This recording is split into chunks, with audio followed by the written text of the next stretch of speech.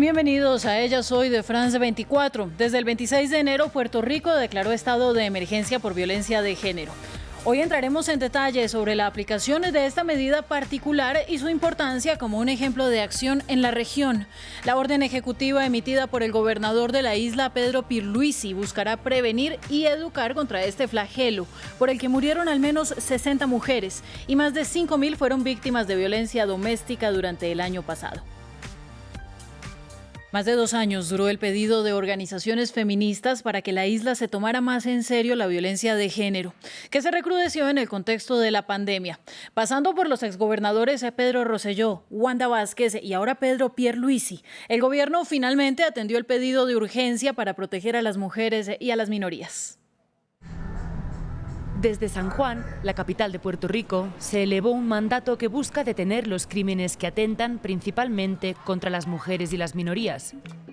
La orden ejecutiva, firmada el 25 de enero por el gobernador Pedro Pierluisi, propone implementar programas educativos con enfoque de género y cambiar la forma en que se atienden los casos de violencia machista. Cambiar patrones, que se acabe el machismo, entre otras cosas.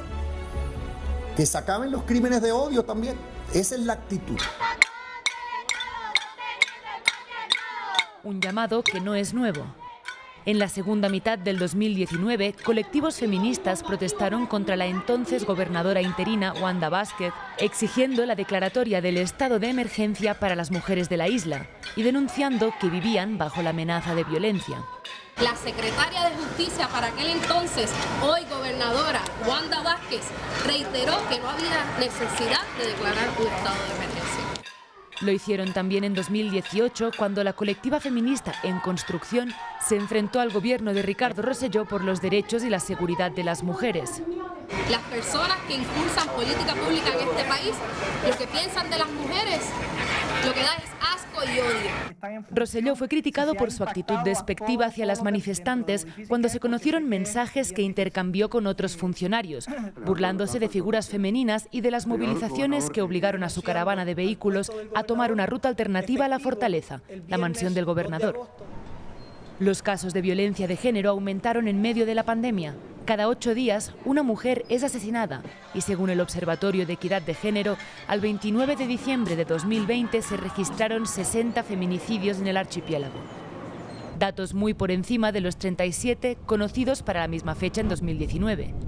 Y eso sin tener en cuenta el subregistro por casos que nunca fueron denunciados o que no fueron tipificados como violencia contra la mujer. Si la declaratoria de emergencia se maneja a conciencia, podría significar una transformación en beneficio de las mujeres y de las minorías, en fin, de la vida de la isla. Por eso vamos a hacer una revisión con la invitada de hoy. Ella es Tania Rosario Méndez, activista por los derechos humanos de las mujeres y también directora ejecutiva de la ONG Taller Salud. Desde Loíza, Puerto Rico, un saludo para usted, Tania. Saludos y gracias por invitarnos. Y la declaratoria le apuesta a una intervención en la educación y en las políticas de manejo de casos de violencia de género. ¿Qué se sabe de las modificaciones que se harán y por qué la necesidad de este cambio? Mira, el pedido de la orden ejecutiva nace en el contexto de el escenario post-desastre de los huracanes Irma y María de 2017. Y nace porque observamos, ¿verdad?, los problemas que ocasionan el colapso en los sistemas de protección social. Así que nació como un pedido de prevenir una escalada en esa violencia y no fue escuchado, así que resultó en una escalada sostenida en la violencia en el 2018 y luego se complica, ¿verdad?, con el escenario de pandemia del 2020. Así que los movimientos de mujeres y las organizaciones que damos servicio a víctimas y sobrevivientes intentamos involucrar al gobierno en una respuesta coordinada un poco más asertiva, buscando prevenir que se dieran, ¿verdad?, circunstancias que agravan las condiciones de vida para las mujeres en Puerto Rico, y a eso respondía el pedido originalmente. Y básicamente respondía, o sea, la manera que nosotros lo planteamos fue, hay una situación extraordinaria que requiere medidas extraordinarias del Estado. Las organizaciones estábamos tomando medidas extraordinarias porque sabíamos, ¿verdad? Lo que ocurre, los desastres en Puerto Rico no son los primeros desastres en nuestra región ni en nuestro país, así que nosotras ya, ¿verdad? Teníamos estudios previos y podíamos anticipar los retos que se iban a dar, y eso fue lo que intentamos hacer. Usted lo ha dicho, desde 2017, tras el paso, por ejemplo, del huracán María, Puerto Rico enfrenta crisis constantes por fenómenos naturales, por crisis económica y ahora, encima de todo, por la pandemia. La declaración de emergencia por violencia de género responde a una de esas consecuencias de la crisis y es la vulnerabilidad aumentada de las mujeres. ¿Qué cree usted que ha motivado esta decisión en el gobierno? Porque es que son varios años que las feministas llevan pidiendo que se tome una medida y solo hasta ahora, 3 gobernaciones después, es que se toman cartas en el asunto. Yo la verdad he tenido mucha dificultad en comprender la negativa, ¿verdad?, de las administraciones anteriores, porque los pedidos de la orden inicialmente ¿verdad?, eran reclamos bien concretos, que lo que requerían era voluntad política, no requerían ni siquiera recursos financieros o fiscales adicionales, así que ¿verdad?, enfrentarnos con una gobernadora como la pasada gobernadora Wanda Vázquez, que además venía de una trayectoria de haber sido fiscal en este tipo de casos y haber dirigido la oficina de la Procuraduría de las Mujeres, pues era una sorpresa para nosotras la insistencia y la negativa a moverse hacia adelante con una orden ejecutiva.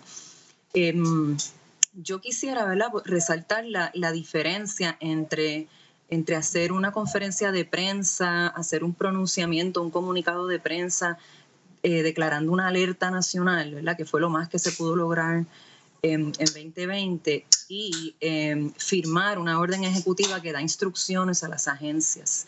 Ciertamente hay una diferencia cualitativa importante. Primero, el mensaje que se le envía a las sobrevivientes o a las mujeres afectadas por violencia hoy día es inequívoco.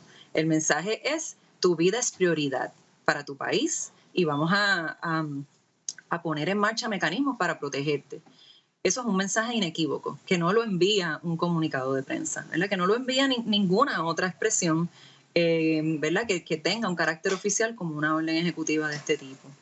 El otro aspecto positivo de la orden es el reconocimiento de que el sistema de protección social tiene fallas. Esas fallas deben ser analizadas, identificadas para poder ser corregidas, y el análisis requiere ojos multisectoriales. El gobierno solo no tiene la capacidad de identificar las fallas, necesita de las proveedoras de servicios, de los albergues, necesita una mirada multisectorial para poder identificar dónde es que fallamos en proteger esas vidas y poder mirar maneras distintas de solucionar estas fallas.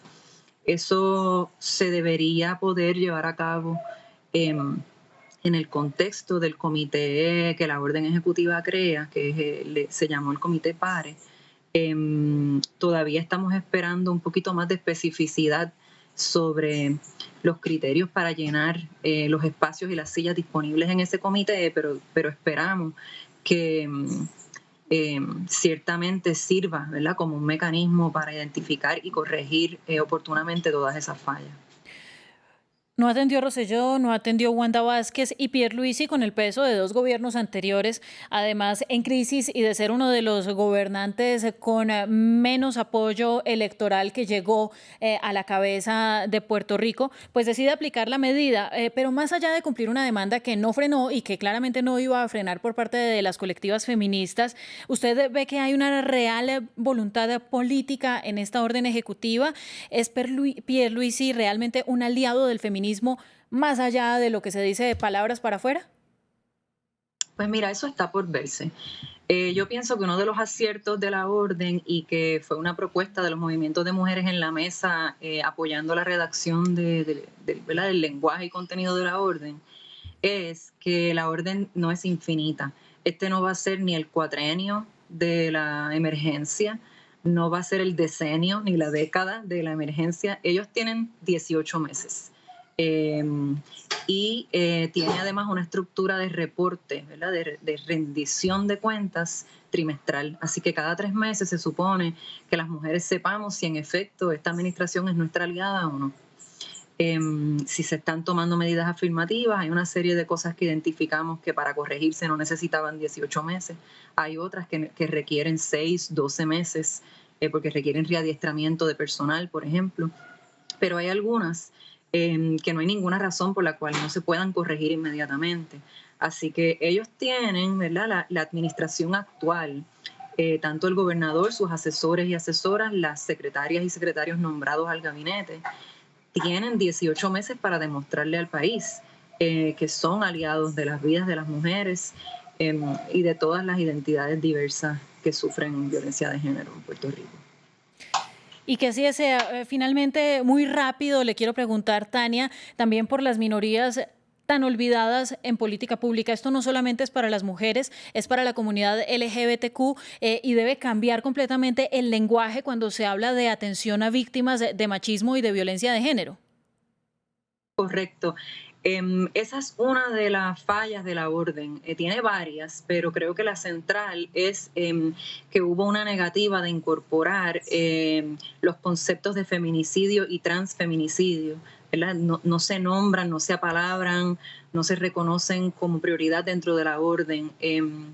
Todavía en este momento nosotras nos sentimos esperanzadas en que esas fallas se puedan subsanar en el proceso de diálogo de los primeros meses de trabajo en conjunto, para que ciertamente la protección se expanda a todas las poblaciones que son vulnerabilizadas por el machismo en Puerto Rico. Esto es así y lamentablemente, Tania, lo cierto es que nos están matando. En América Latina, en Puerto Rico, esto está sucediendo y pues un aplauso porque ya se tomó un primer paso y ahora lo que sigue es revisar que efectivamente se tomen medidas de protección para las mujeres y para las minorías. Gracias a usted por estar con nosotros y a nuestros televidentes como siempre. Nos vemos próximamente en Ellas Hoy.